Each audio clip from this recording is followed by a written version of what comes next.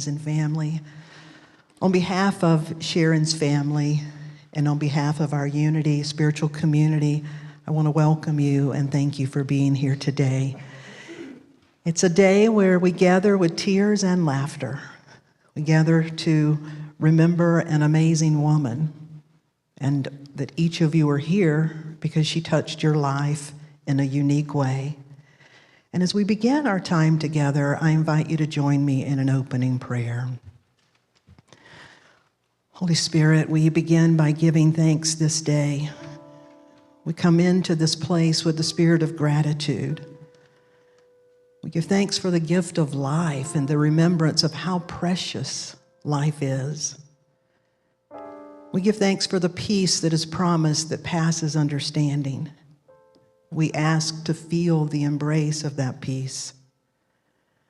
May this time together be a comfort to hearts, a time of remembrance, that quiet assurance that love never ends. It finds new ways, new avenues to reach us. For it is in God that we live and move and have our being. And this day we give thanks for that truth, and so it is. Amen. Again, welcome. My name is Darlene Strickland. I'm the lead minister here, and we thank you for being here.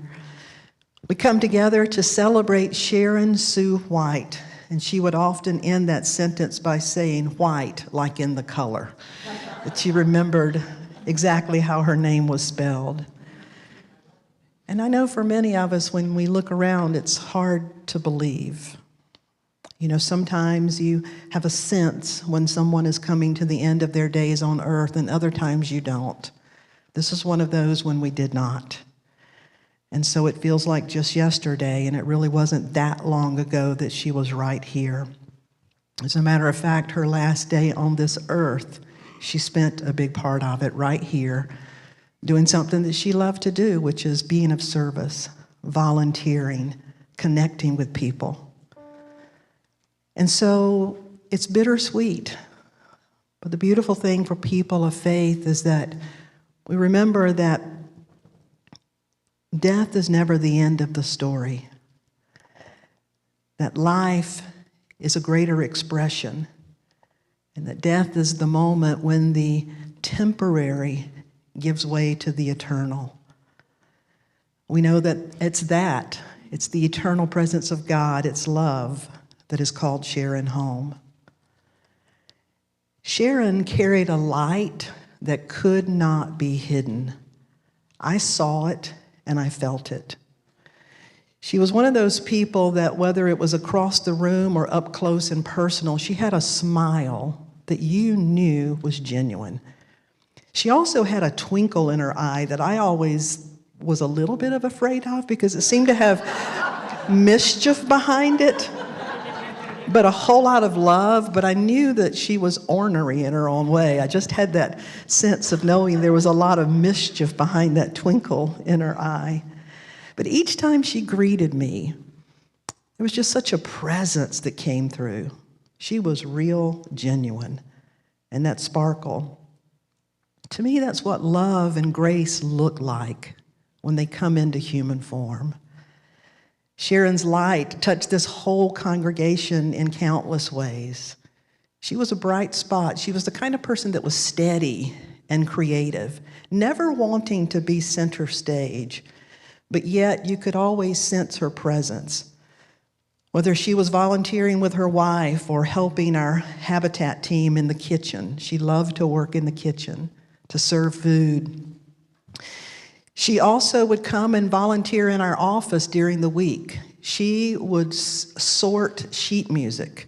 That's not a very high and holy calling, but she brought a high and holy spirit to sorting sheet music. Whatever she did, she just really loved it. And her spirit had a way of lifting you. I don't ever remember being around her and leaving without knowing that I had been near her. She just had a way of lifting your spirit. She faced a lot of challenges in her own life.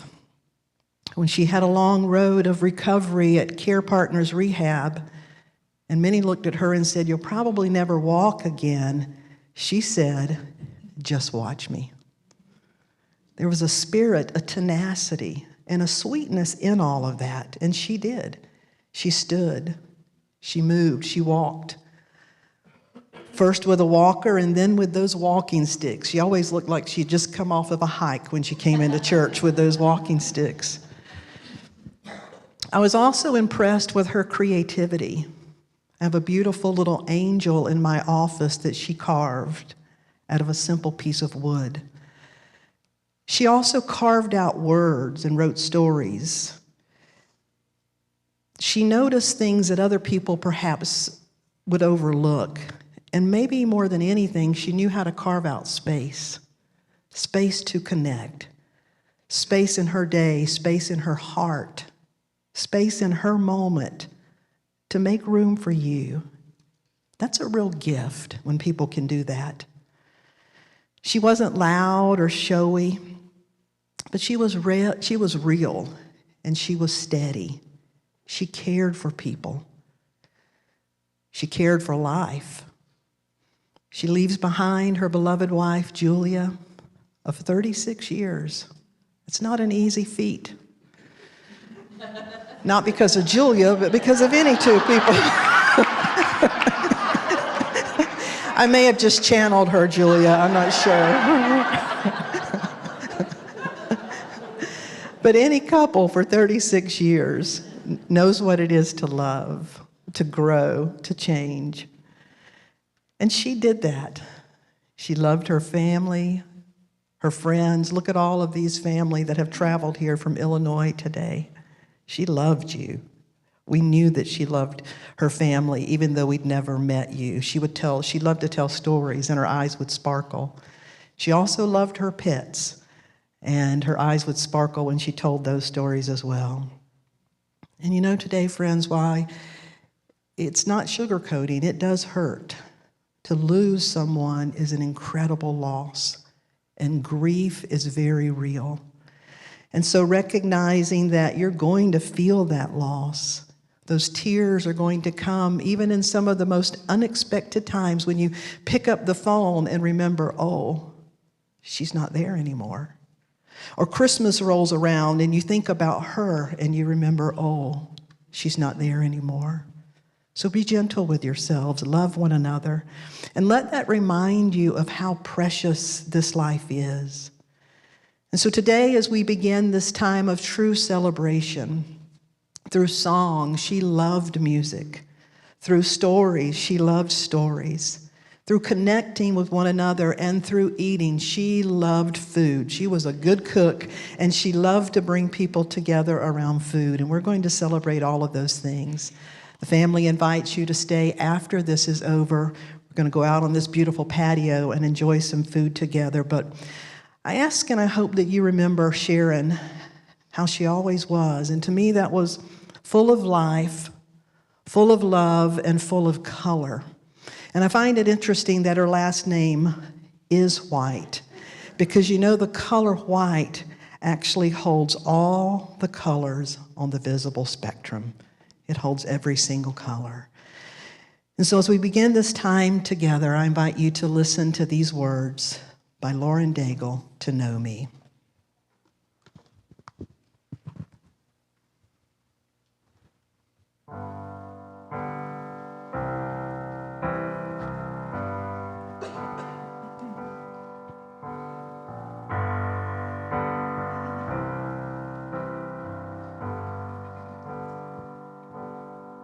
To know why I cry every time I see a sunset.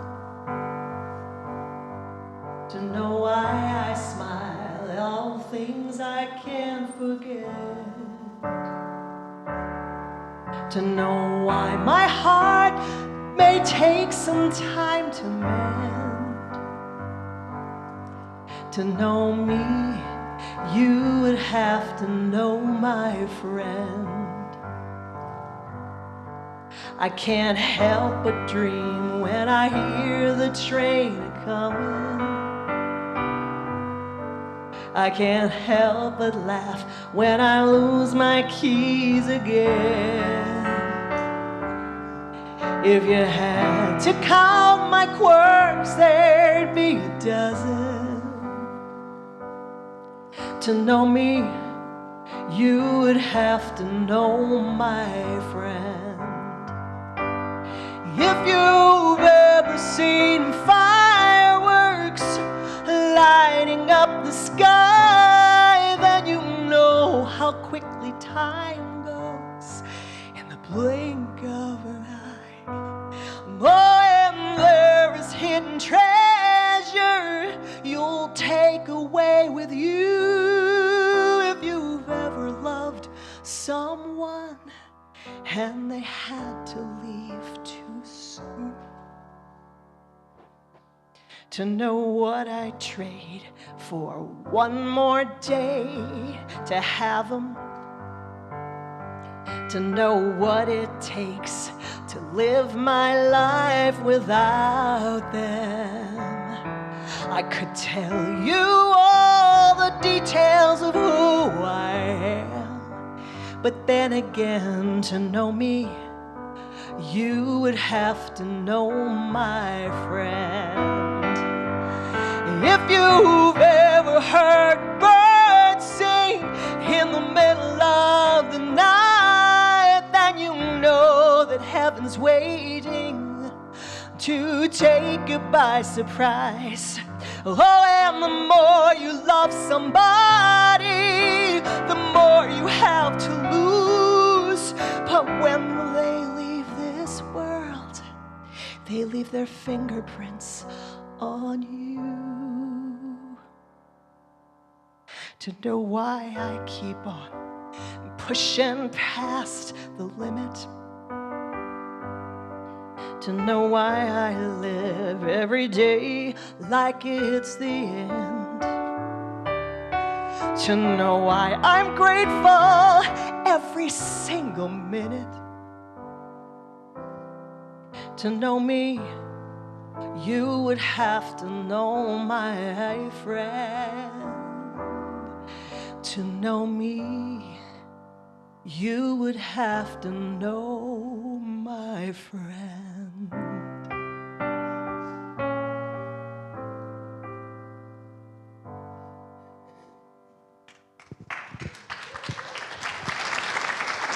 Mary Kay Williams. Thank you, Mary Kay. We invite Julia Wagner up to share. That was beautiful. Thank you, Mary Kay. That was really beautiful. And thank you, Bob. And thank you, Reverend Darlene. You really did know her. I didn't talk to her about those things. I'm thinking, wow, wow.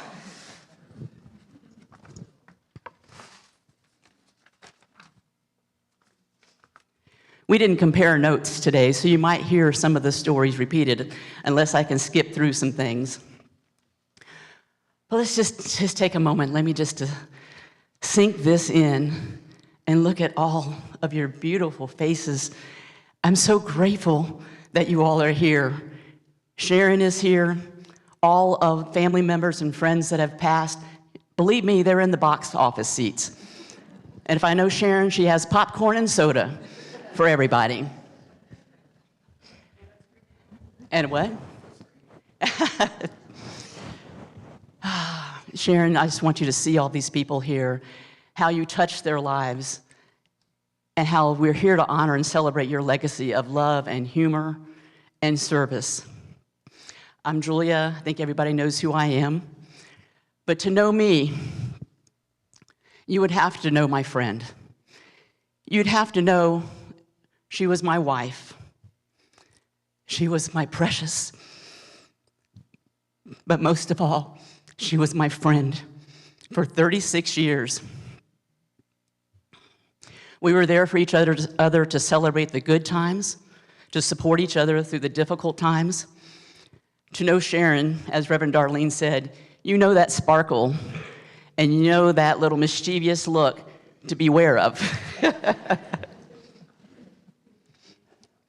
We met at Closer. Some of you all may remember that. This was 1989. I was 27 years old. Let me say that again. I was 27 years old. This was my first time going to this meeting, and it was a potluck. So I go in with my dish. I stand in front of the table where all the food is. I stand there. This booming, confident voice behind me says, "Salads on the left, desserts on the right." I stand there. Again, salads on the left, desserts on the right. And I said, with all the wisdom I could muster, "I don't know what I have."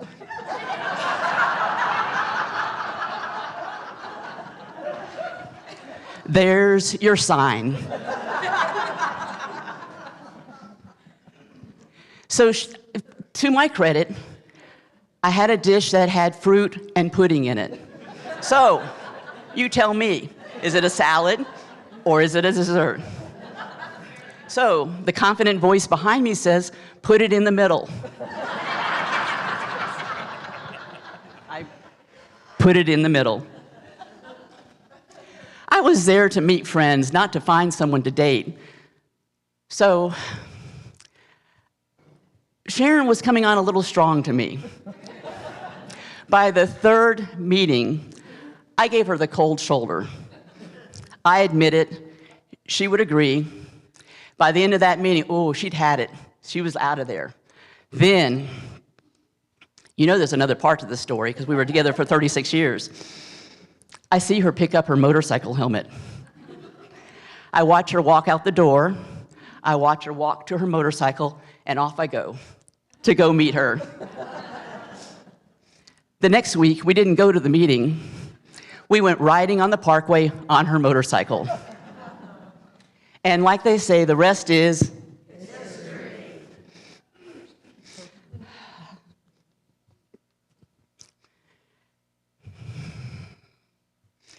She thrived on making others laugh. With her stories and humor, she thrived on carving small gifts like her angels that were already referenced. She thrived on being in service and volunteering. In fact, as Reverend Darlene said, on the day she passed, she was here working with the Labyrinth and the Habitat and assisting in the kitchen. But something very interesting, about 2 weeks before her passing, she asked me, she said, she was real interested in the rapture. And she said, "What if God takes you while you're in the car?" And I said, "I think God will take care of it." But this was really something really bugging her. So she came and talked with Beth on our ministry team and asked Beth. Beth said, "I think God gives you grace." That is exactly what happened. Friday afternoon, heavy traffic, I-240, going slowly, sudden cardiac death. Her car goes against the guardrail. The person from the tow truck company said she did not know how the car stopped. Well, we know. No one else was hurt, no other cars involved, there was no suffering. Just like that. Sharon was strong and independent, so she did it her way. If it's your time to go, that's a good way to go. That was a good way to go. Love is forever. My message to Sharon, Sharon's message to you, is that she loves you now and forever. Near and far, you'll be together. I love you, precious, and I love you now and forever. Thank you all.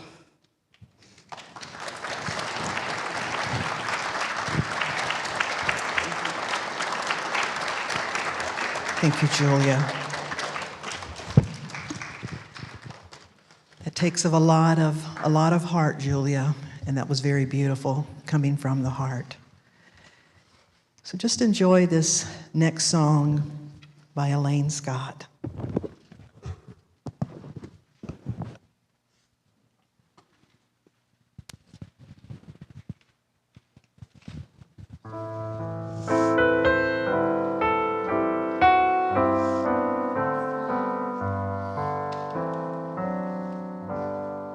It must have been cold there in my shadow to never have sunlight on your face.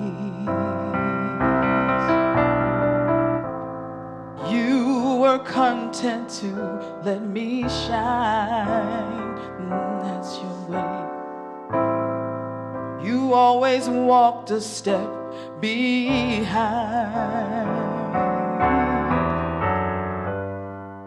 So I was the one with all the glory, and you were the one with all the strength. Beautiful face without a name, beautiful smile that hides the pain. Did you ever know that you're my hero? You're everything I would like to be. I can fly higher than an eagle, for you are the wind beneath my wings. It might have appeared to go unnoticed, but I've got it all here in my heart. I want you to know I know the truth, and I would be nothing without you. Did you ever know that you're my hero?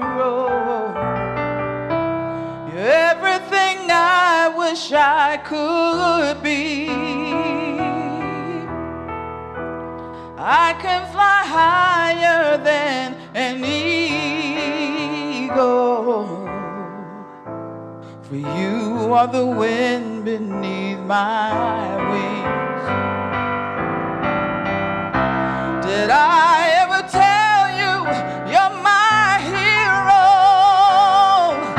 You're everything, everything I wish I could be. Oh, I can fly higher than an eagle, for you are the wind beneath my wings. For you are the wind beneath my wings.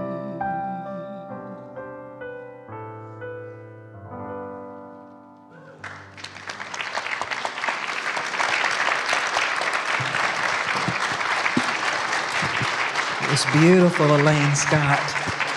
Thank you so much.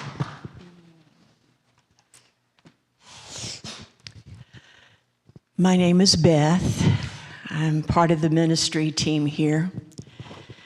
I have recently been ordained as the Holy Glue. And Sharon is and was my friend, as is Julia.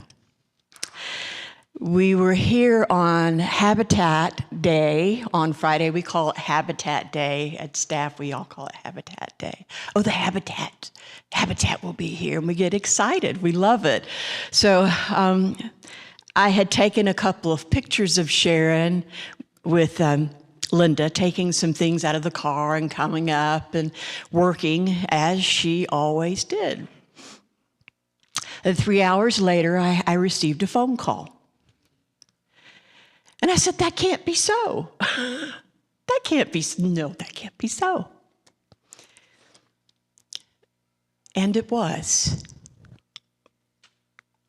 Julia tells me that I said, let me put my clothes on and I'll be right there. That is not what I said. I said, let me put my work clothes back on. I'll be right there. I'm sure that's what I said, right, Julia? I'm sure that's what I said. Since the the lifting of the veil for Sharon, there has been this song that just called me. And I'm like, why am I wanting this? And I thought, oh, maybe it's because I don't have those recordings any longer. And it's, there was this recording with Linda Ronstadt, Emmylou Harris, and Dolly Parton, and it was called Trio. And I kept hearing this verse over and over and over and over again, and it dawned on me that,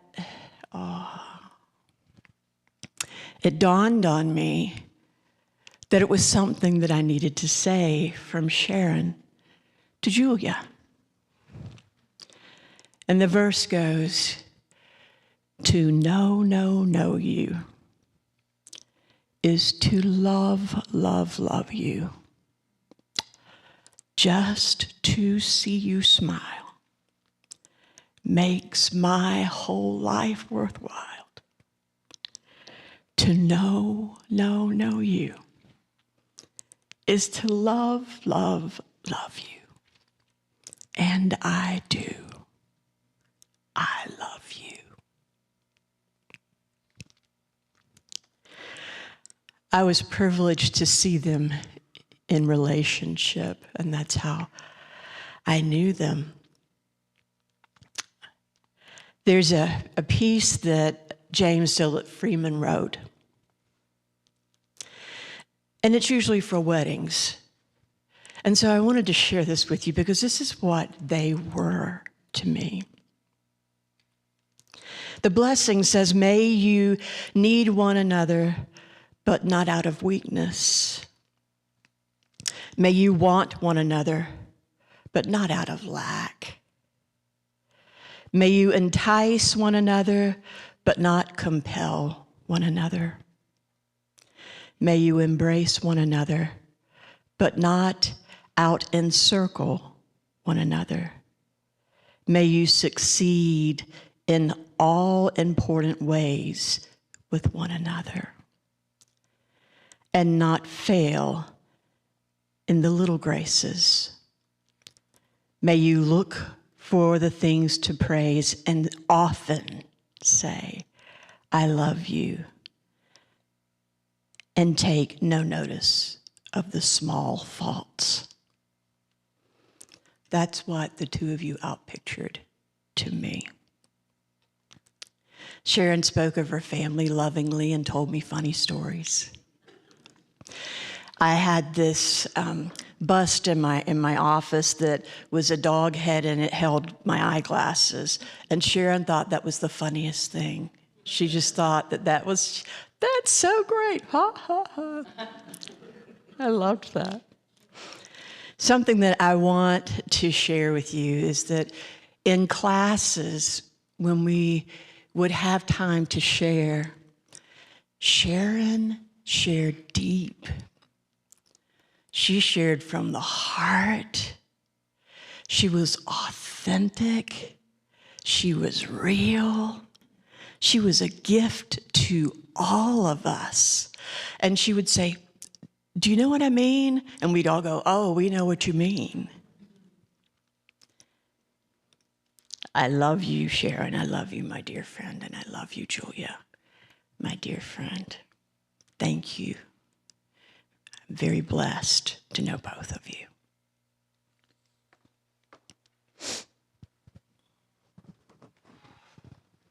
Are you okay, Elaine?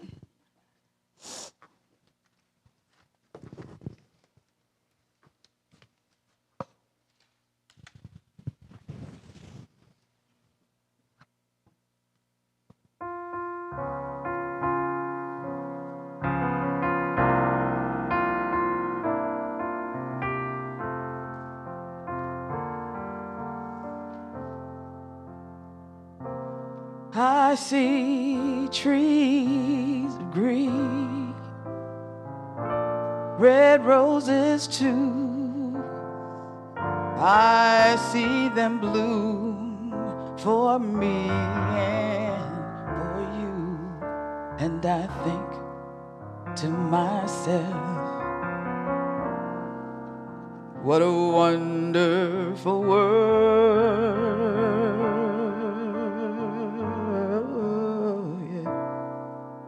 I see skies blue and clouds of white, the bright blessed days and those dark sacred nights. And I think to myself, what a wonderful world.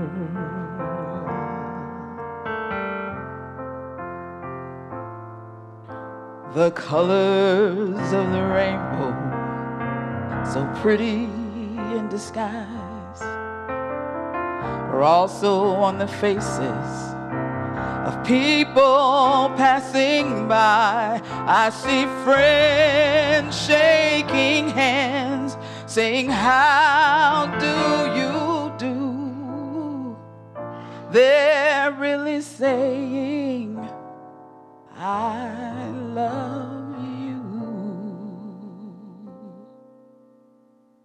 I hear babies cry, and I watch them grow. Oh, today they'll learn much more than you and I will ever know. And I think to myself, what a wonderful world, yeah. I think to myself, what a wonderful world.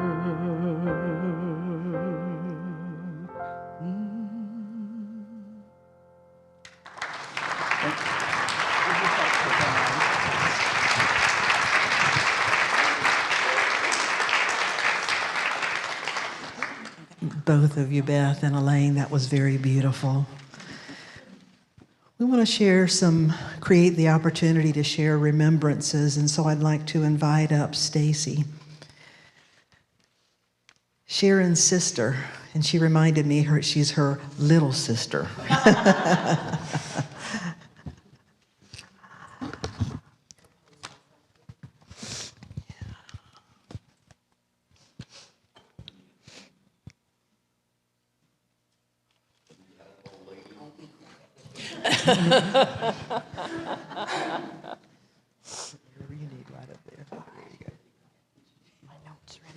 That's okay. Good morning. Like I was introduced, I'm Sharon's younger sister.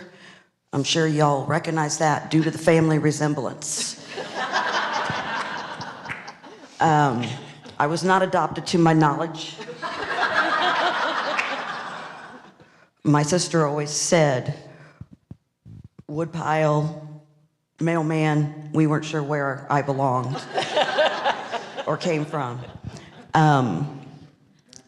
But one of the famous stories Sharon always said, she came home from school and my mom was on her hands and knees scrubbing the kitchen floor. And she was furious. And my mom said, guess who's pregnant? Sharon said, Cousin Carol. No, me. Sharon said, well then, whatever you do when you're 6 months along and showing very well, make sure everybody sees you so they know that kid's not mine. And she did. And I'm using my phone for notes. I'm not papery. And the other request was, my mom said that Sharon said, do not have a red-faced, wrinkly baby. Because she didn't like kids anyway.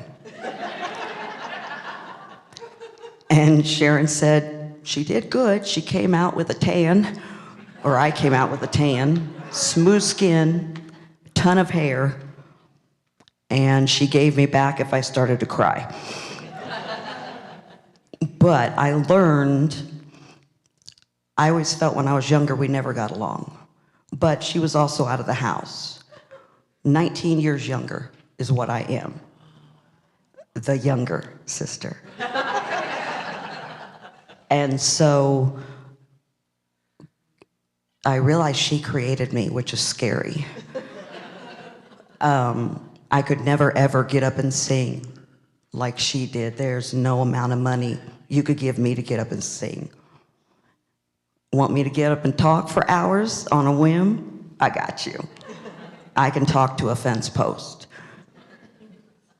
or argue with a fence post.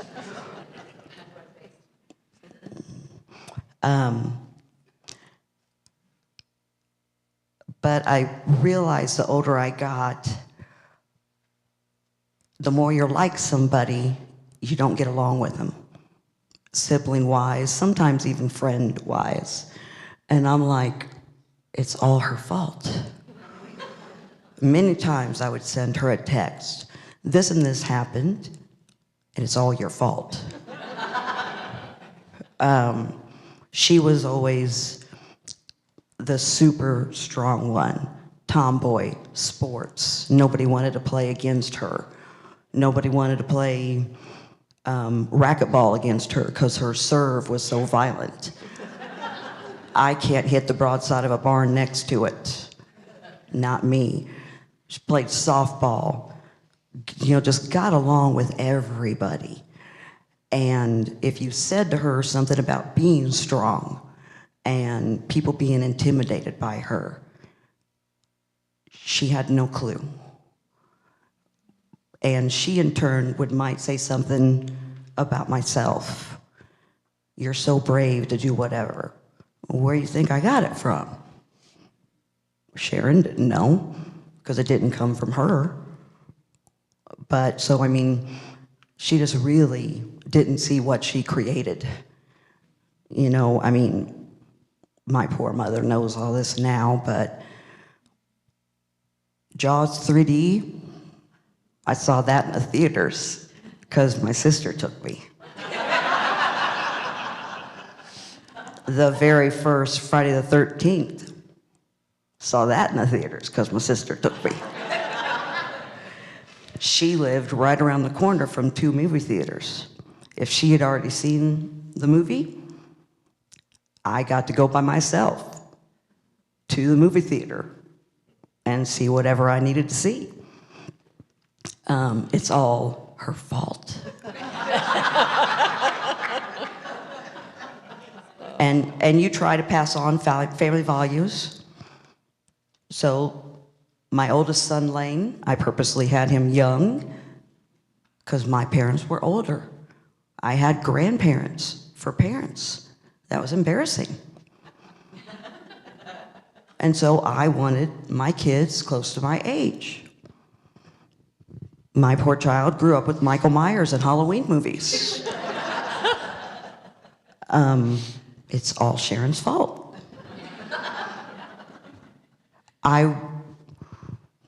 She was so proud of you guys and this church and the happiness and the bragging and speaking about, I'm assuming this is correct, going back with voice lessons and starting to practice singing again because she wanted to. Excuse me.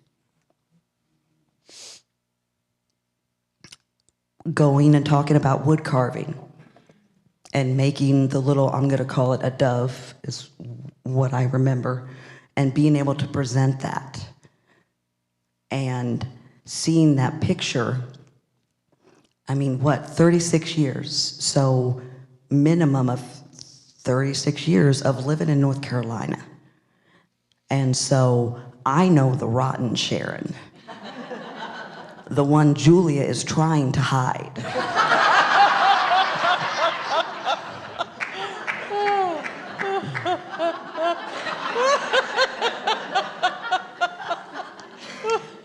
If I didn't mention, I'm a truthful person. You want to know anything? Meet me.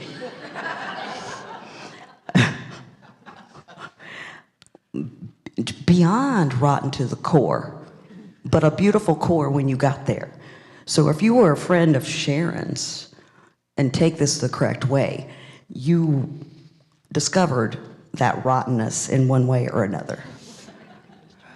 and nobody was safe. So her being gone for such a long time and me not seeing, she's not a picture person. I don't want to be a picture person unless there's filters. And I saw the presentation photo and I said, oh my goodness, you look just like Aunt Florence, which was our mother's oldest sister. And she was like, what? And I could hear it in my head. Mom always said Sharon looked like Aunt Flo. Dark hair, dark eyes. And then it would come up, they still didn't know where I got my features from, again. But she found a new passion. She did her woodworking and the shops, and then allergies kicked in, can't do sawdust. And she had a temper beyond describing. But we all know where she got that. It was given to her.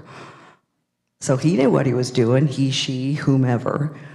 But she said for the first time, she could make mistakes carving and it didn't bother her. And I said, what? And she's like, it doesn't bother me.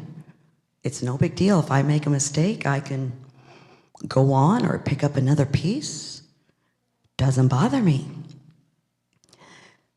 Says the woman who launched a drill spade across the shop and it's stuck in the wall. I can make a mistake and it doesn't bother me. And I'm thinking there's gotta be something in the water down there. And I probably need some. My children can vouch.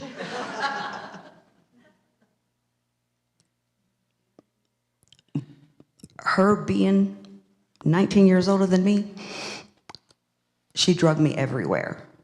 I don't know if I felt like it was dragging at that age, but before 7th grade, I had been to Niagara Falls because of her.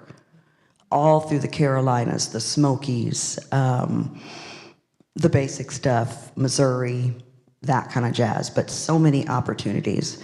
Down to Florida, to Orlando, Walt Disney World. I mean, just all of these opportunities that my parents wouldn't have done because that costs money and you don't spend it. You're farmers, you can't leave. Once again, cringe, Sharon raised me. Our family isn't an I love you family.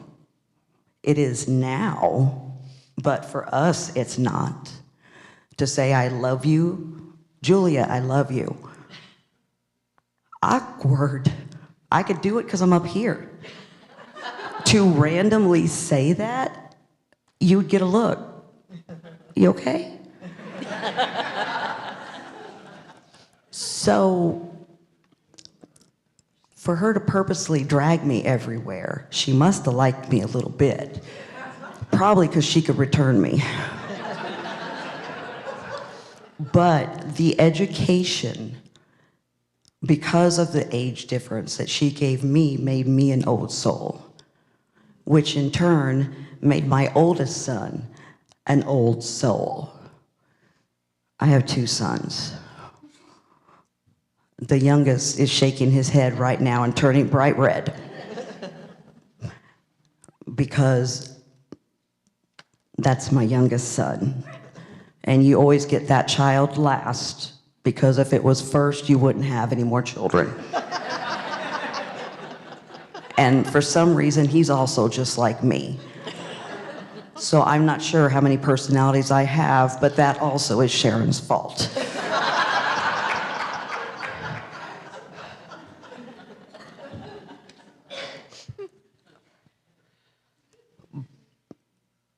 But there you go, that's Sharon.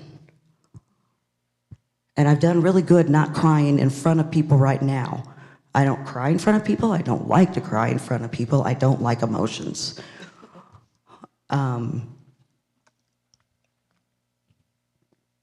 Emotions make me mad. And that's my favorite emotion is mad. And only one time, besides our own parents passing, did I ever see Sharon cry, and that was from a very close family member's wife. And she had a single teardrop, dead center, at the bottom of each eye. And I remember, of course, I'm still little at that time, and I remember looking up and going, and then I realized I was staring. That's rude. You're not supposed to stare. And even the lady's husband, the widow, said I'd never seen Sharon cry before. And that meant so much to him, that his wife meant so much to her, she cried. So I've done excellent, knock on wood, up here. So I'm going to say this part really quick, and then I'll start gabbing again probably. But she was a nurse and chose to be a nurse because there was guaranteed money. If you asked her, why did you choose to be a nurse? She said, guaranteed money. And I'm pretty sure my mom had said something about, why do you want to be a nurse? I mean, she was very proud of the fact. But Sharon always said she didn't like kids and she didn't like blood. But the money was there. That's what she was. Her last moment, she was a nurse. Like you all said, as far as pulling off on the side of the road, my first thought when Julia gave me a quick rundown, because I was at work, my first thought was she died alone. My second thought was she died a nurse. Somehow, she had, obviously the knowing, she pulled over so she didn't injure anybody else, caused no other accidents. So once again, she took care of everybody around her because she was a nurse. That made me feel a lot better. And we all know Julia, so I'm going to call her out in the sweetest way possible. Julia said to me on the phone, I keep thinking, what if? What if? She wanted to drive home on her own. I tried to get her to come back inside, rest a minute. She said, but you know your sister. Yep, she's stubborn. She's going to do what she wants. And she's like, if I just would have drove her. And I got to thinking, no, if you would have drove her, I love you, you would have panicked. And that would have put a lot of other people at risk. So God had her leave on her own, which rolled back to God made her stubborn and made her that way. So I'm very impressed and extremely proud of my sister that to the end she was stubborn and she did her calling. I love you, Sharon. I preach to you all the time.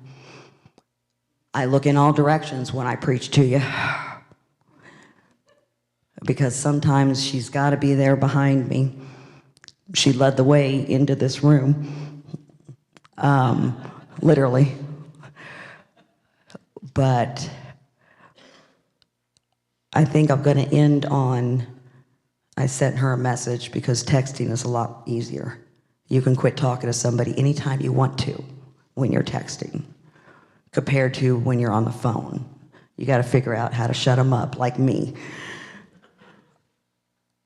And I refinish my windows in my home and stuff. My home's really old, and I would send pictures. This is what I'm doing. This is what I've done. And the one time, I was so proud of this window. I sent the picture to Sharon, and I said, I don't have Mom to drag around anymore and show her what I've done. Look at these flowers, how good they are. Look at this window. And I said, they passed in 2015. So this maybe was a year ago. I said, you are now the one that's going to receive all of this. You're the one I'm going to brag to.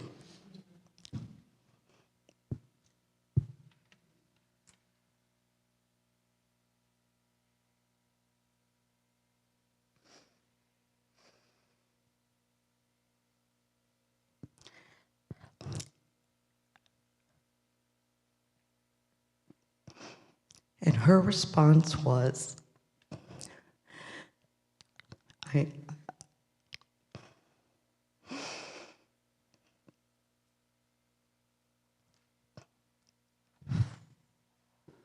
I am so honored.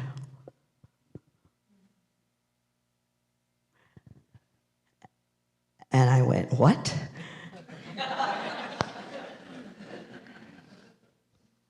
And she said, I'm so honored to be that person now.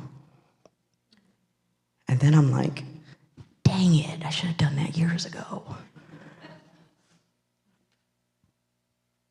And so now I think of all the photos I don't get to take and send because she's already seeing it. So now I just got to look unstable and talk to myself. Say, Sharon, look what I did. And hope I'm not in my front yard when I'm doing it. But very happy y'all got to know my sister. Like I said, I know a different one. But she was still there at heart. And like was said, as far as her not being able to walk and whatever kind of injuries, my first thought was always, you've got to be kidding. You? What happened? Tell me again? And then when they said possibility, the doctor said I probably won't be able to walk again. I thought, oh, you said that to the wrong person. Because she's going to walk again. And she did. I didn't know about the walking sticks, though. The first thing I thought of is, oh, she could conk anybody on the head and not even be close. But that's my sister. And I love her, loved her, still love her. And I think that's all I got. I appreciate you guys. Thank you very much.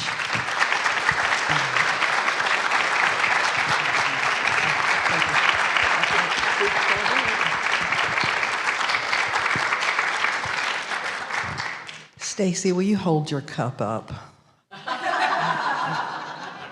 I think Sharon would want me to point out that her little sister brought a skull head cup to her memorial service.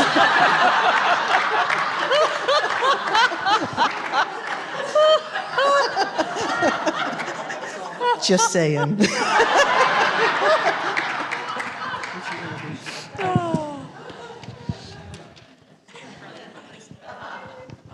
I'm Lauren Wagner. I'm Sharon's niece on Julia's side. And I'm also going to warn y'all that I cry easily, and the songs you've been singing have not been helping me. So bear with me. Although, Stacy was saying that you think you knew a different Sharon than we did. And I'm sure you got the real unfiltered version, but Sharon was not able to really keep a lid on that mischief quite as much as you might think. So I think we all probably have our different stories. But I recently heard a description of authenticity as being the same person in every room. And when I was thinking about what I was going to say up here today, and especially as I was hearing the different stories that everybody's been sharing, I just keep thinking, Sharon was the same person in every room. She might have adjusted it a little bit, right, in terms of what actually came out of the mouth, but she was the same person in every room. She was so authentic. And so you're gonna, just like you heard with everybody else that has spoken so far and with me, right, you're gonna hear the same themes. Her joy, and her love and commitment to people, and especially to her loved ones, her furry loved ones, and to Aunt Julia. When I think about Sharon, the first thing that comes to mind, of course, is her laughter. And I love how we've already been laughing in here in this room. And so hopefully I won't get the hook on stage from the minister here with a couple of the stories that I'm going to share. Because she truly had a gift for sharing joy. And it showed in her stories about the wonderful things in life.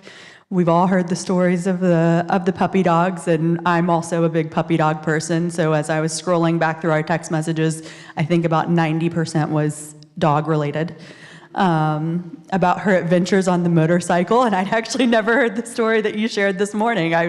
When I was thinking about her fun stories and the, growing up when the motorcycle was a thing of the past, always hearing about them in the past and thinking, I can see that, I can see that. And my brother, who couldn't be here today because he has an infant at home, was very, very touched at Sharon, immediately claiming again the title of Great Aunt Sharon when baby Ann was born a few weeks ago.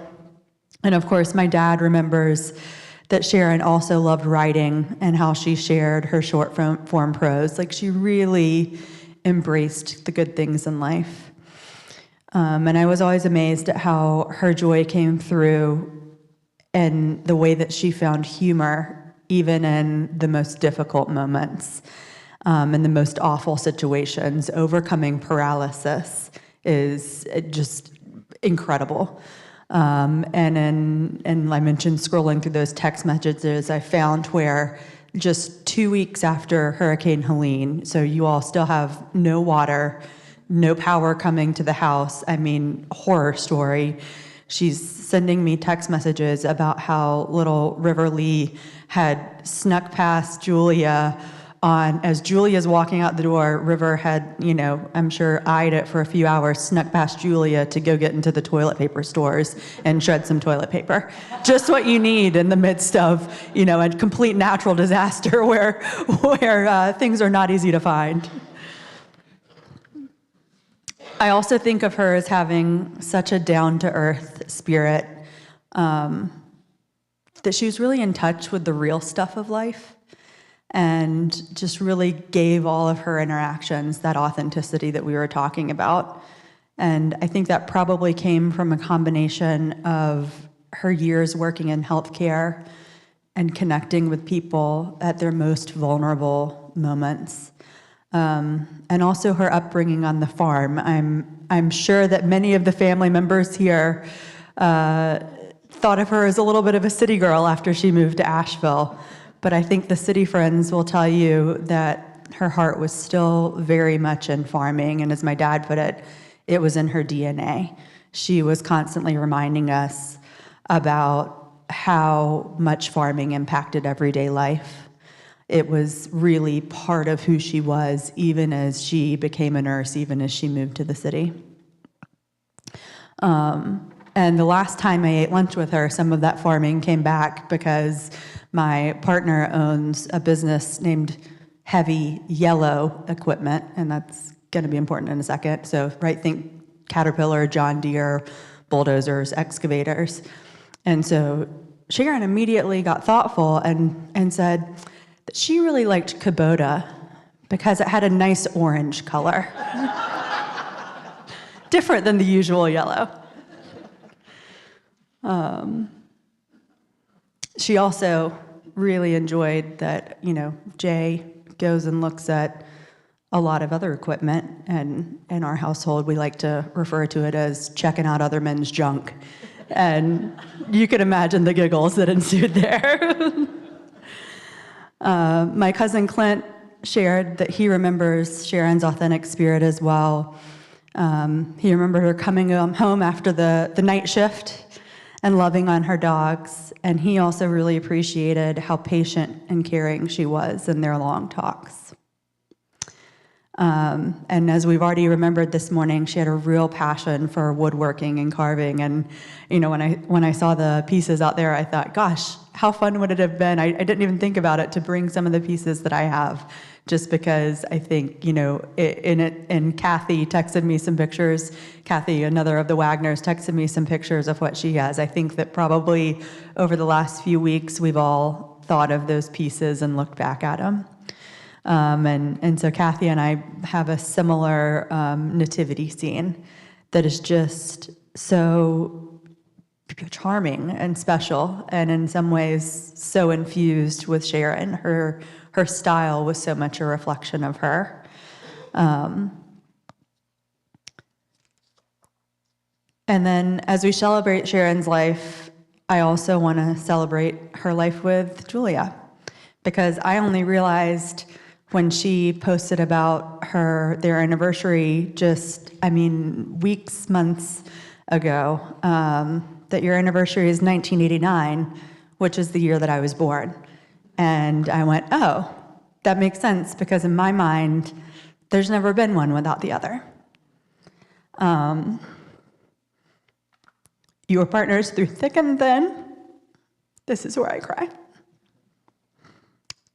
Through sorrow and happiness, and until you could finally legally marry. And you showed us all what till death do us part really looks like. And I think that today needs to also be a celebration of your life together, in addition to Sharon's life.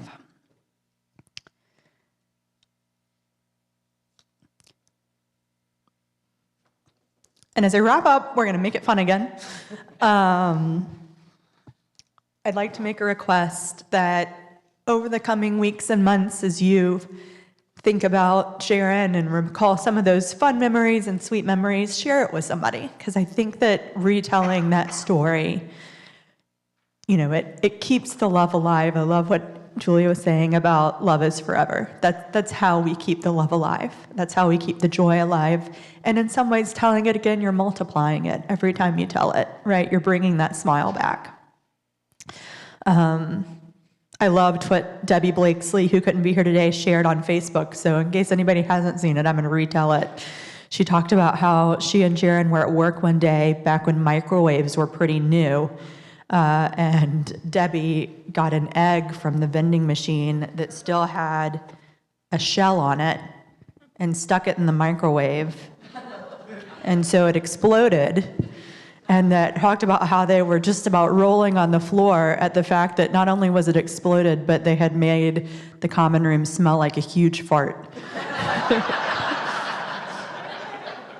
And she also talked about the pranks that they pulled on each other, and seemed to frame it that Sharon had started it by being at Steak and Shake on a shopping trip once and sneaking the little paper menu as well as the salt and pepper shakers into Debbie's coat pocket, and then turning bright red thinking the employees had caught them stealing, when really she was waiting to see when Debbie was going to notice. And Kathy West remembered a time that she and Lee were visiting you guys and were camping in a tent in your backyard, and that the neighbor must have come home after y'all had gone to sleep and heard these noises in the backyard and called at some point later to warn you that you had a bear in your backyard, and how much Sharon had enjoyed informing the neighbor, no, that was just her brother-in-law snoring.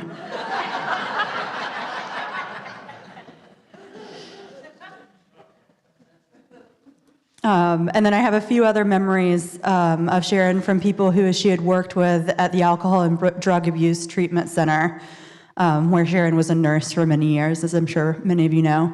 So I'm just going to read a few of them because they're really sweet, and they're ones I hadn't heard before. I enjoyed Sharon's wit and intelligence. She never failed to make me laugh. She spoke often of Julia, the dogs, and her nieces and nephews, and she made a difference in my life. I really enjoyed knowing her. Someone else wrote, Sharon was really good with the patients, and I never saw her in a bad mood. She enjoyed teaching the patients how to do reflexology by rubbing the bottoms of feet to relieve symptoms of constipation, and she spoke fondly of Julia all the time. She worked night shift and so was always trying to do activities with the patients to engage them, since there was nothing to do in the evenings. For example, she engaged the patients in making bookmarks out of wallpaper, sample books, and laminating them for children. That creativity coming through. And Sharon was creative in trying to get the patients to read the messages on the board. She would write the messages upside down and backwards, which got everyone's attention, including the psychiatrist.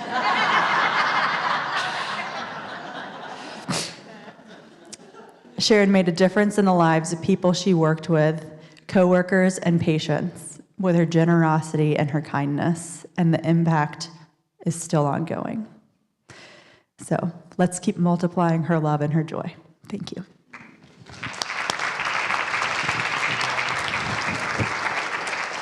Deb. Thank you, Lauren. That was beautiful. It's very telling to recognize that for your whole life you've known your two aunts and to share that story. I was the raw friend, so I got some great stories. Really real. I know a different side of Sharon than all of you know. Am I lying, Julia? And Stacy, if I would have closed my eyes up here, I hate to tell you this, I would have thought your sister was up here. Sounded like her, same personality. My condolences, Julia, to you, the Wagner family, the White family. I had the privilege of knowing Sharon, my friend, for more than 20 years. I first met Sharon back in 2000. I was the partner of their best friend. And right from the start, she was one of the sweetest, most generous souls I have ever met. She was the one-of-a-kind person who she showed up for everyone. First to lend a hand, the first to cheer you on, and often the first to make you laugh until you cried. I mean, literally make you pee in your pants. My nickname became Pissin' Boots.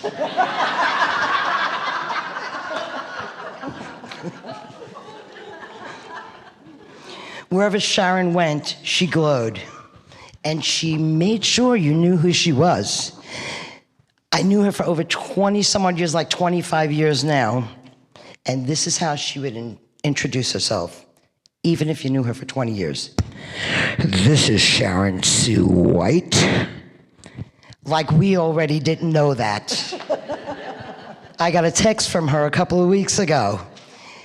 And she says, Julia said that I should introduce myself.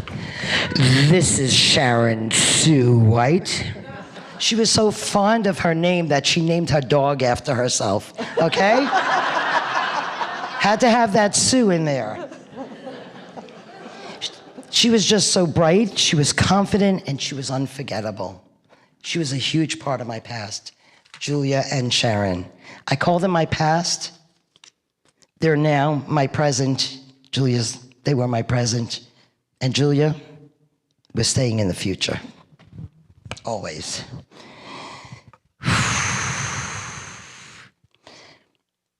After my breakup, we parted as friends. And we always left on a good note. Always. Years later, I ran into them at a Greek festival. It was like no time has passed. Greeted each other, the laughter was still there, the love was still there. They welcomed me as if I never left. Those were the kind of friends they are. Last year, not seeing them for a long, long time, I walked into Unity of the Blue Ridge, and there they were. The moment we saw each other from across the room, it was like time has never passed. We ran over to each other, hugged. Reconnecting with Julia and Sharon was such a gift. I will forever be grateful for that. Like I said, my ex-partner was their best friend. Joy, her name was. We've all just been through this a couple of months ago together. She was diagnosed with cancer. Sharon and Julia showed up what a real friend looks like. They were there for her through everything, her chemo, her treatments, her hospital visits, taking care of her pets, and loving her like family, because she didn't have very many friends. I couldn't be there as much as I wanted to because of certain circumstances. But I knew I was at peace because they were by her side.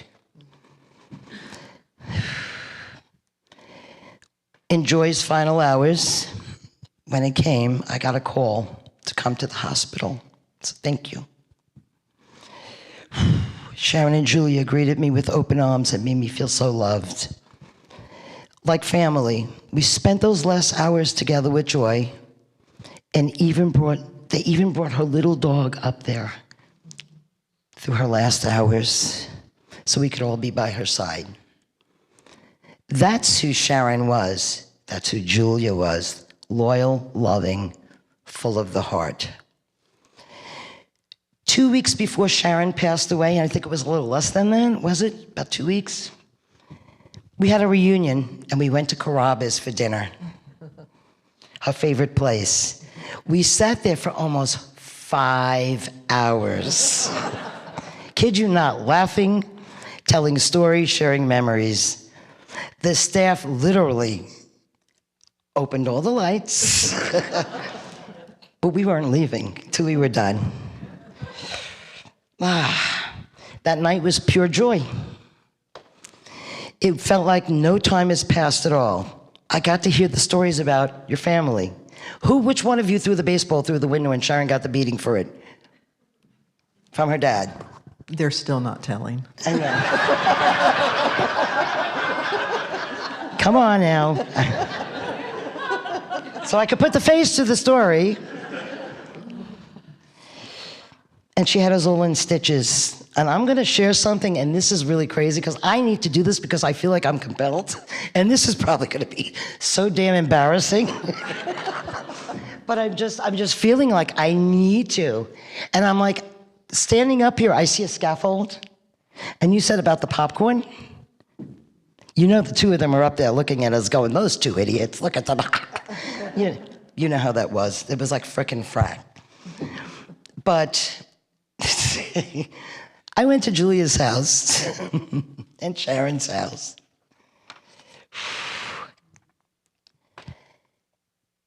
And they invited us over for lasagna.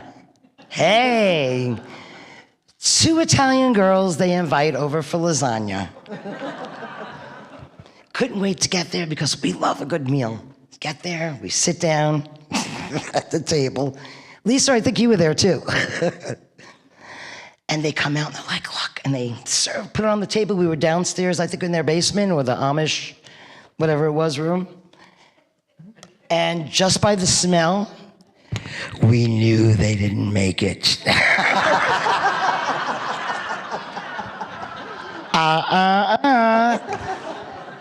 So, of course, you want to be courteous, and you're like, and I'm just sitting there playing with it in my dish, moving it around. They said, what's the matter? You don't like it? And, of course, Joy had no filter, worse than I am, and said, it's Stouffer's.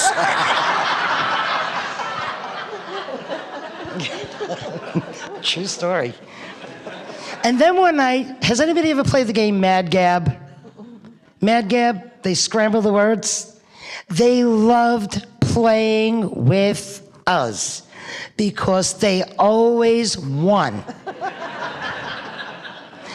It's a card you get and it has scrambled words. We didn't know, so we said, okay, let's play Mad Gab.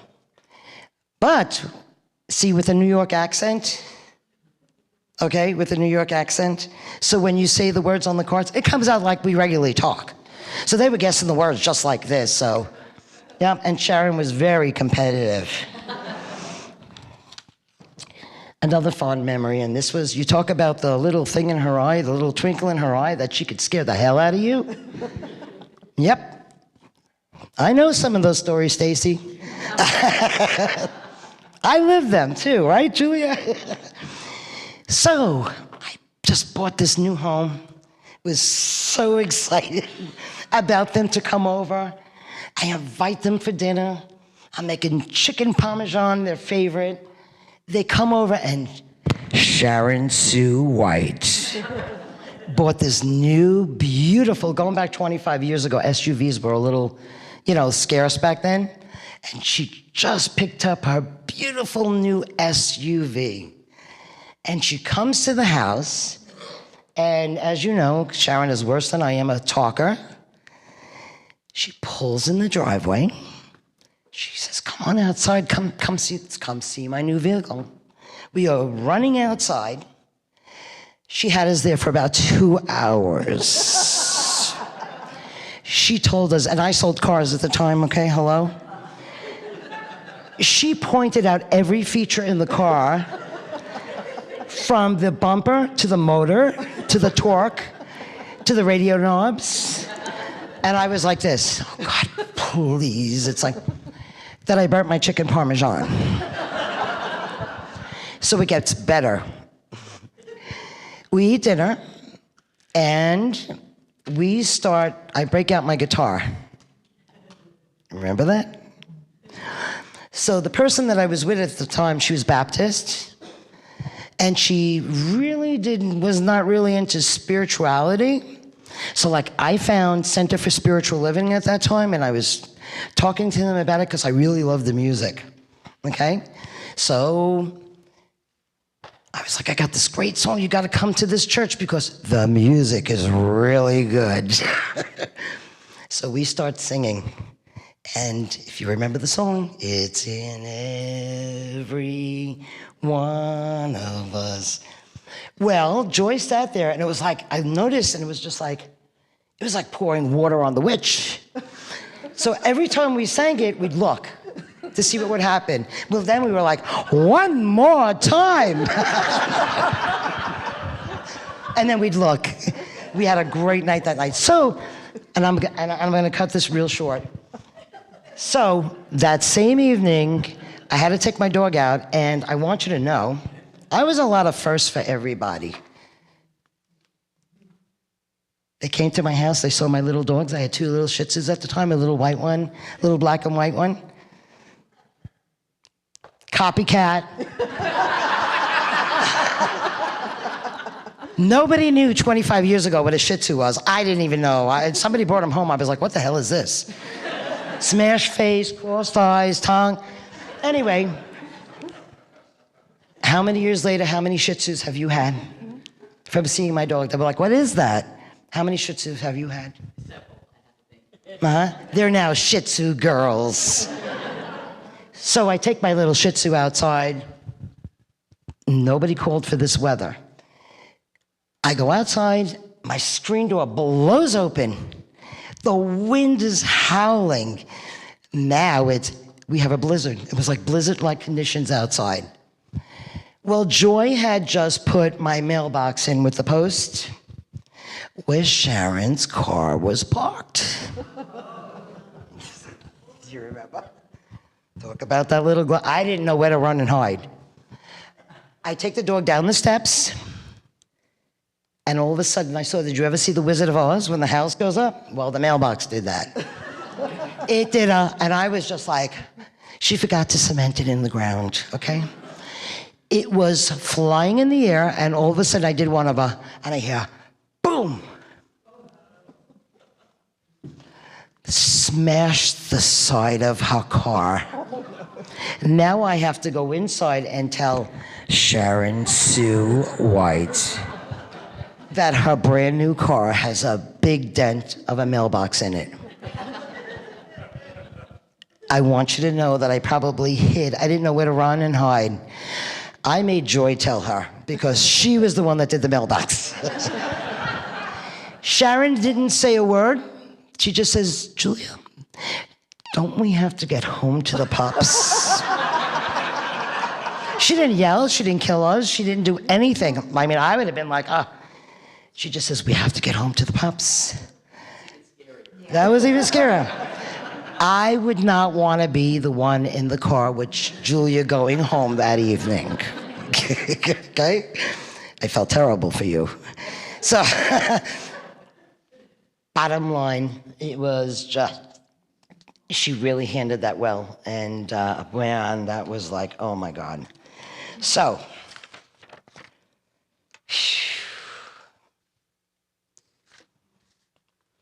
I also got to have a pajama party with them.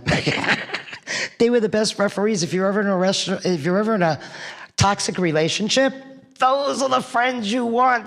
They were the best referees. They were. I even got, it was a birthday party that I planned, and guess what?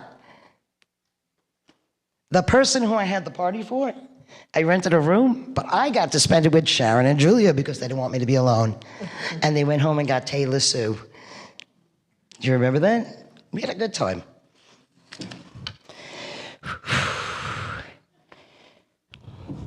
Losing Sharon has left a hole in so many people's hearts, but I truly know that she's at peace. reunited with joy too, as well. Surrounded by the light and laughter, God gained a beautiful angel, and heaven's glow just got a little brighter. Julia, I want you to know you'll always have a friend in me. I'll always be here, always by your side. Sharon's love will live through you, through the memories we share, and through the lives that she touched. Rest easy, Sharon Sue White. We'll never forget you.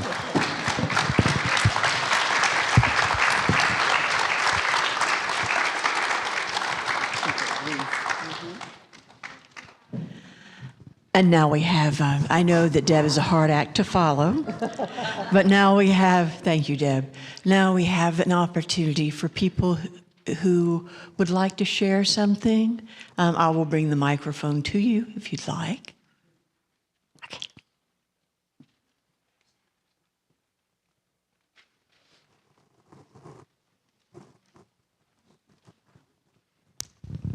Hi, everybody. My name is Terry. And Sharon and I worked 14 years on third shift at ADAC. And every single night we worked together, we shared a bag of popcorn. And if you knew Sharon, she hated obstetrics. She did not like doing that. Well, every April Fool's Day, I would do something to Sharon. And one year, we had a pregnant resident, about 8.5 months, and she was on a bad drug. And usually with that drug, they could deliver very quickly. So during the day, she had been having some pains, and they had a Doppler for her. So that evening, we had a fantastic supervisor. And I called the supervisor, and I said, play along with me. Tell Sharon she's having severe pains.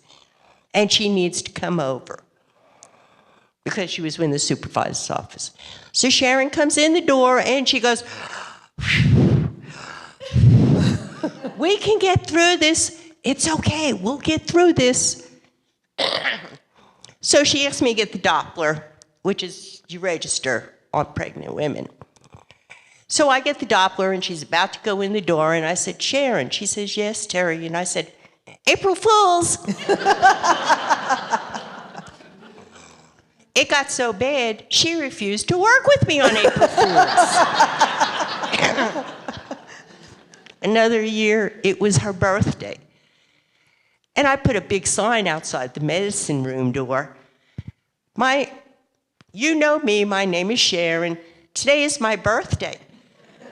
There were all these people wishing her happy birthday, the patients. And she didn't know how. They knew it. I'll make it short. Sharon was a couple of days younger than me. So if she did something, I would always say, respect your elder. Respect your elder. I love Sharon, and I miss her so much. And I missed working with her when she no longer worked there. But we had such good times all the time. Thank you.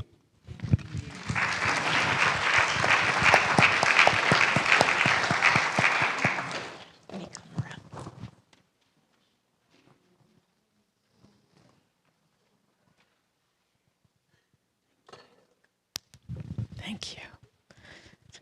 I love you. I met Julia and Sharon on International Labyrinth Day.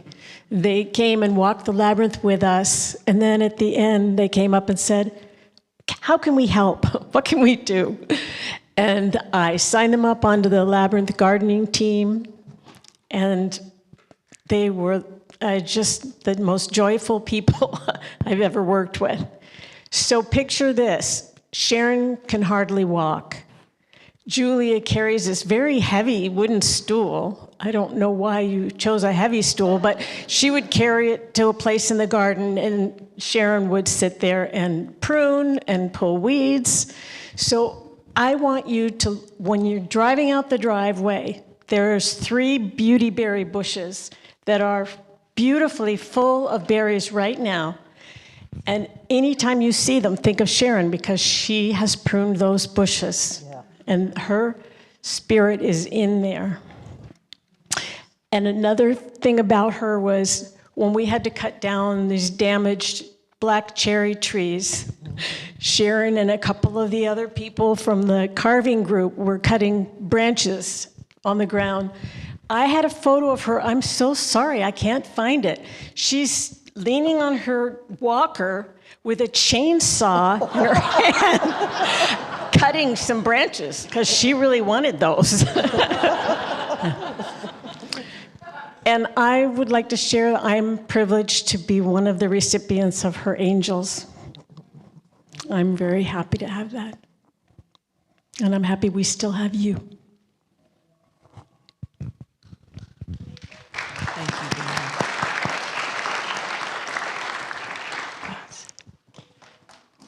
Bea. Who's the closest person? There's one right here, Beth. Ah, one of the Lisas. Hi, I'm Lisa Walkman. I am one of the Lisas. I've known Sharon and Julia for 36 years, really as long as they've been together. And Sharon and I had a lot of adventures, but when I think of her, I think of projects. Sharon loved a good project, whether it was a yard project or a craft project. We've heard some about her crafts. Or even, there's a bench in the backyard that Sharon built probably 25 years ago. And when she built something, she built it to last. It would probably take a direct meteor strike and still be standing. I noticed it the other day when I was on the deck, that it's still there. Sharon would love it when I would come over to play with her in the yard, in the shop. And one of the things that we did together was sit on buckets and think. She loved to plan. And you know those 5-gallon buckets that you get like bulk detergent or paint in?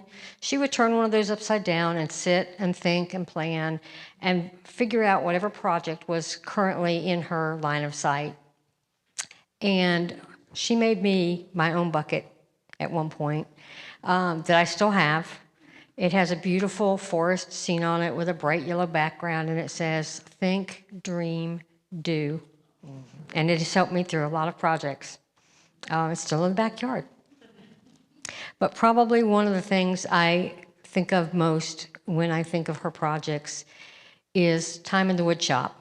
Yes, the allergies became a problem with the sawdust, but that didn't stop her for a long time. And we made what I call duck reindeer. In fact, probably a couple of the reindeer were on the pictures. And I call them duck reindeers because my job was to cut out the body of the reindeer and to trace it, and they looked like ducks.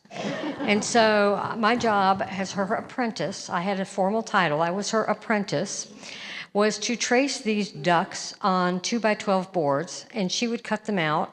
And then, of course, we had fun tails and legs and ears, and she made the most whimsical faces on these deer and different poses. I mean, she was very creative. We all know that.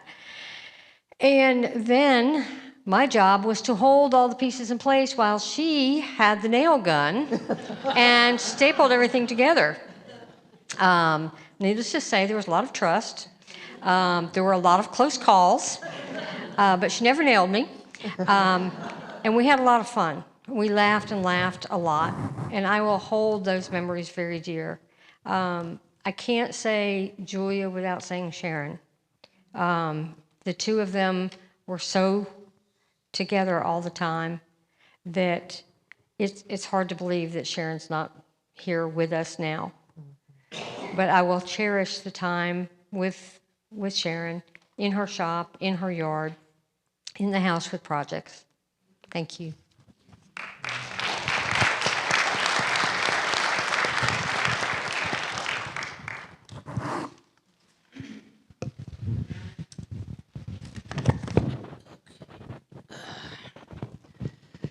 I'm Judy. Sharon was one of my best friends. I kind of feel like I should have gone first because, you know, you all said stuff I'm going to say. And you plagiarized. Well, you know, Sharon White WHITE, like the color white. That's what she said when she introduced herself when speaking in a group initially. Leslie and I first met Sharon and Julia in a class here at Unity. Sharon and Julia were sitting a couple of rows behind us.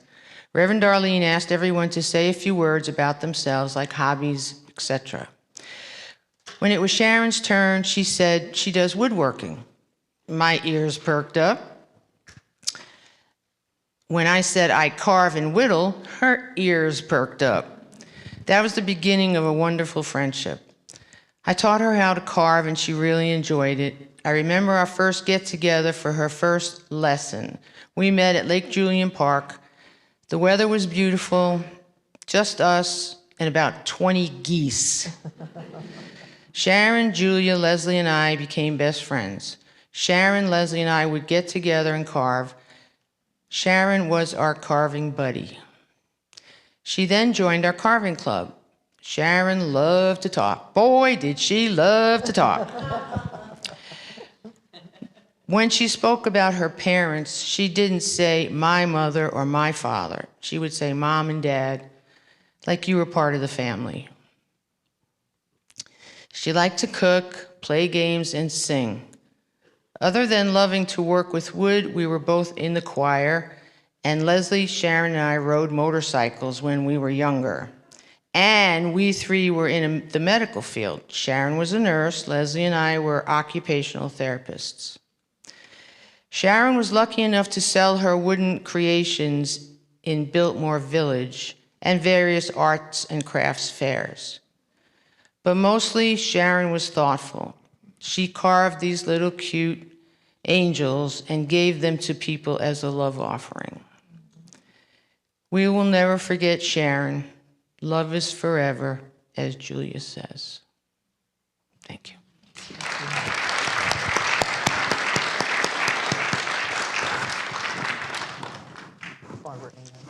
You go this way, then I'll go this way.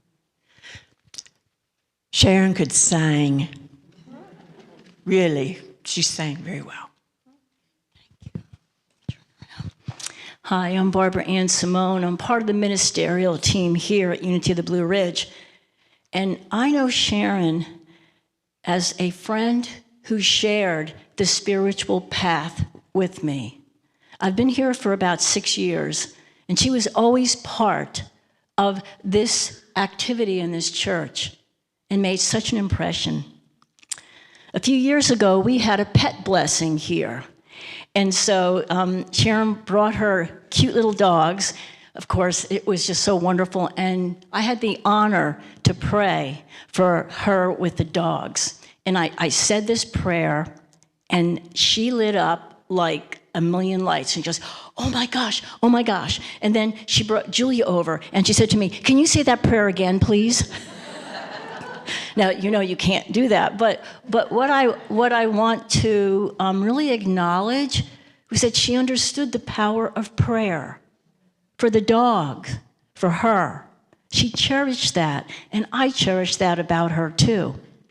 Now, in class this past summer, I helped facilitate a class here at Unity. Now, you know when you facilitate a class or you teach and everyone, like you're looking down at your toes, or you're looking up, or you're looking at the phone. No offense to anyone who's done that in class, but that was not Sharon.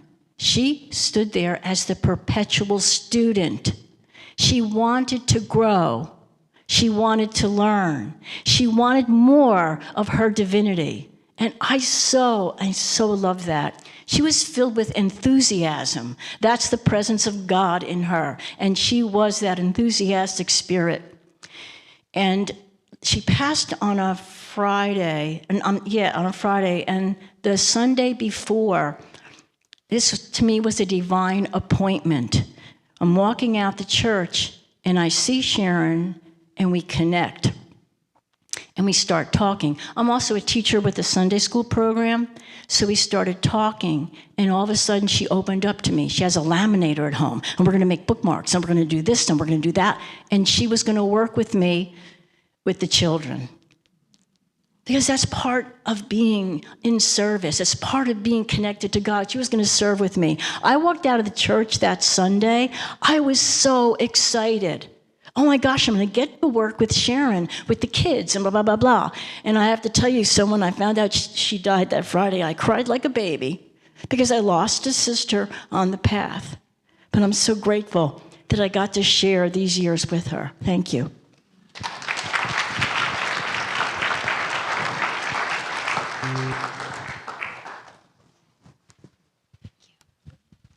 I've really enjoyed hearing all of these kind things that you all have had to say about Sharon because I can see them so vividly. I can hear her voice and see her face.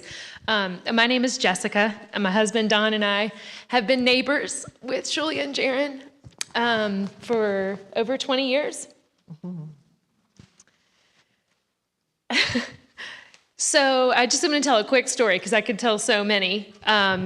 Two stories, actually. One is that anytime that we would be coming home, we lived up the hill from them, and Sharon would be outside, and we would stop, of course, to speak, and then Don would get out of the car, and then I knew that it would be hours because he was her neighborhood husband. And so the two of them would get into planning the projects and what pieces of equipment were needed and, what all was going to go on. And so I would just wave my hand, and she knew that I was going to go on home to start dinner because it would be a really long time. But we have two children, and I think that Sharon did like my kids. I don't know. They would come and pick up sticks out of her yard and talk to the dogs and all that. But anyway, when the girls were little, Don and I would take them to the beach during their spring breaks from school, and it always aligned with Easter. And I think it took 3 times for this to happen before I realized what was actually going on. We would come home on Easter Sunday from the beach, and there would be eggs in the yard and treasures, like the Easter bunny had actually been to our house. And we didn't know who it was. And every time I would be like, the Easter bunny is real. Like, what is going on? And at some point, we realized that it was Sharon and Julia who were the Easter bunnies for our kids. And there'd be other seasons where we would pull up the driveway and there would be wooden jack-o'-lanterns, cut out of plywood and painted with jack-o'-lantern faces. And they were always doing something to bring some joy to our lives and to share the fun and the adventure with our kids. And so we really appreciate that and miss Sharon very much and miss Julia too. So anyway, I could go on, but I won't. But Julia, we love you so much. And we share in the same spirit of love and kindness, and we feel very fortunate to have known Sharon. Thank you.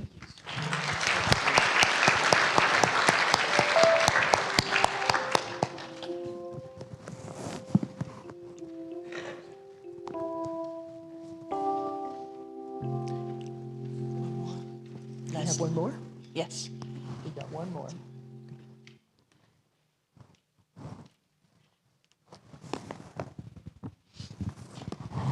I'm Linda Rowe, and I had the great opportunity to work with Sharon so many times in our service to the church.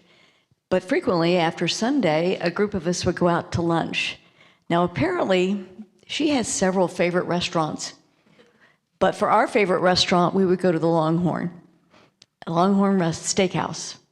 And we would tell stories. I'm also a retired nurse. So we would start telling some nurse stories, but we tried to keep it a little bit clean for the table. But she would always tell about, make us laugh, but would tell us about pranks. She loved the pranks, all the pranks she'd done in her past. She was also a delight to do service with because there were times we were sorting and alphabetizing sheet music, boxes and boxes and boxes of sheet music. Sharon would be sitting there helping us alphabetize, and then we'd be telling stories, and she'd be making us laugh all over the place. The Friday that she died, she was working with me in the kitchen. We had our break time. I don't think I see Jane here, and Jane told me this afterwards, said she looked up and saw her telling a story about one of her previous fur babies. And she said there was just such a twinkle in her eye as she just told this story about a loved dog. And she said, I want to remember her that way. Thank you, Linda.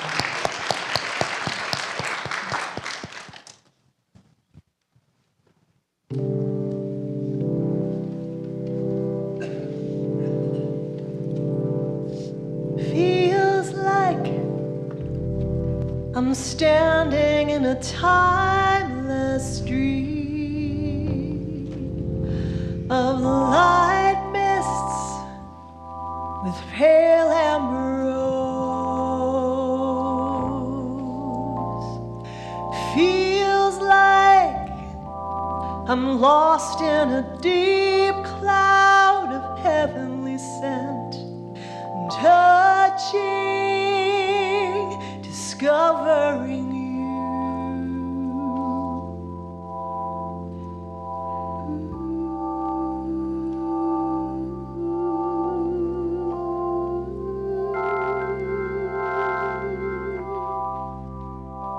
Those days of warm rains come rushing back to me.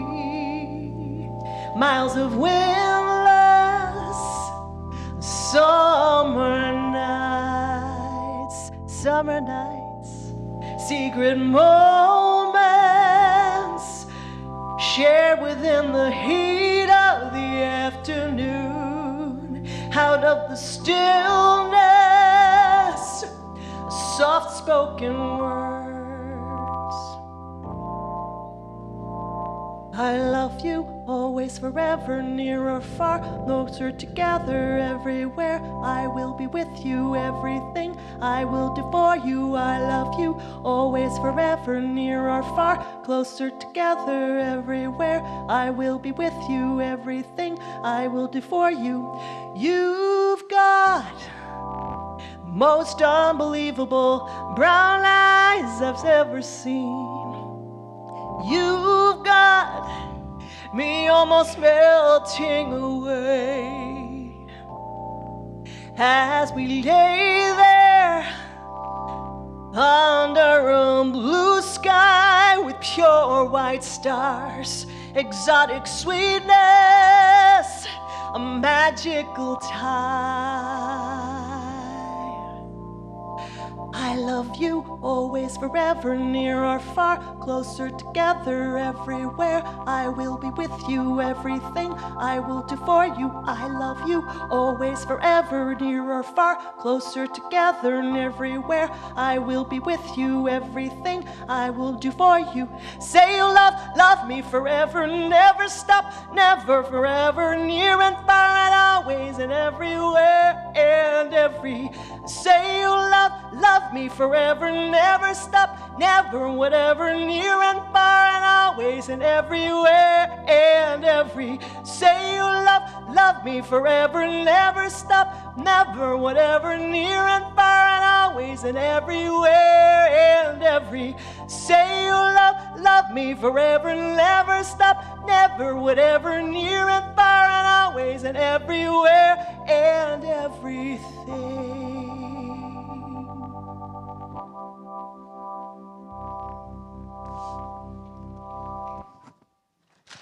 Wow. Wow, Mary Kay. It was absolutely beautiful. To each of you that shared, to each of you that held space and listened, it really was beautiful. You've described the life of a woman from a young girl who had a baby sister that she wanted to make sure people knew wasn't her baby. But loved that sister. You've heard of a woman who had passion, a fieriness about her, and showed many colors and many aspects of who she was. And we've also heard how just a short time before it was her time to leave this earth, she asked the question, What happens if you're in the car when it's your time to go? You see, the soul always knows. And so, family, I hope you have peace in your heart. Julia, I hope you have peace in your heart.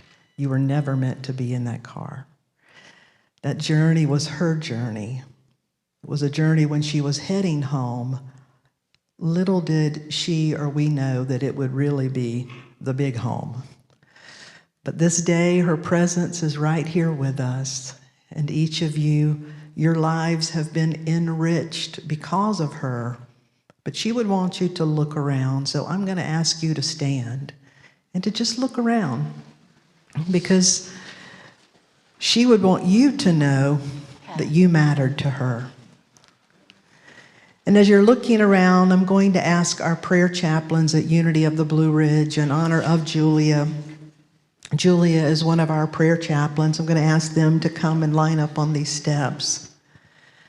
And this is a prayer that we often say. This prayer was written by James Dillett Freeman. This prayer is one of the few that actually traveled to the moon with one of the astronauts. And I'm going to state a line and ask you to echo it behind me with our prayer chaplains as we bring this time together and close. So if you'll repeat after me, the light of God surrounds us. The light of God surrounds us. The love of God enfolds us. The love of God enfolds us. The power of God protects us. The power of God protects us. And the presence of God watches over us. And the presence of God watches over us. Because wherever we are, God is. Wherever we are, God is. And all is well. And all is well. Would you play that again? Congregation, I'm going to invite you to sit for just a moment, and I'll ask the family, Reverend Megan, if you would lead our family out. They're going to head into the sanctuary, into the foyer area to give you an opportunity to just express your gratitude to them. And so, family, as you'll follow our prayer chaplains out and head by the memorial table, friends who have been here today, I invite you to express your condolences to the family.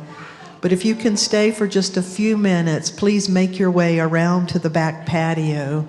Because if you've learned one thing about Sharon today, she would want you to stay and eat and connect with someone. And so the family has food for you to take a few minutes to enjoy together.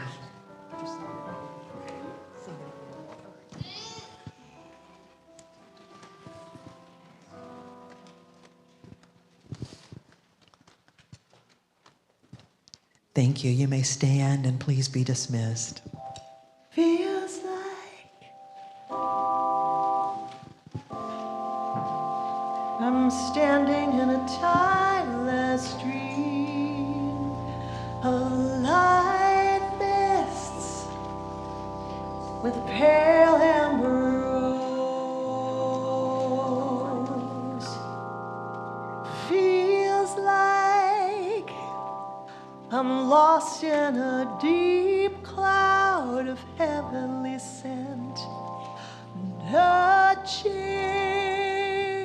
discovering you.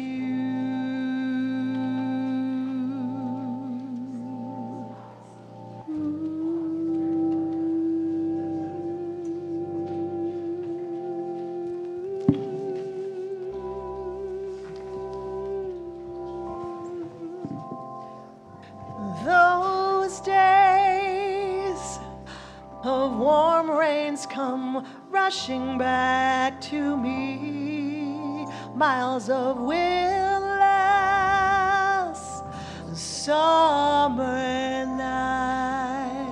summer nights, secret moments shared within the heat of the afternoon. Out of the stillness, soft-spoken words. I love you always, forever, near or far, closer together, everywhere. I will be with you, everything I will do for you. I love you always, forever, near or far, closer together, everywhere. I will be with you, everything I will do for you. You've got the most unbelievable eyes I've ever seen. You've got me almost melting away as we lay there under a blue sky with pure white and stars. Exotic sweet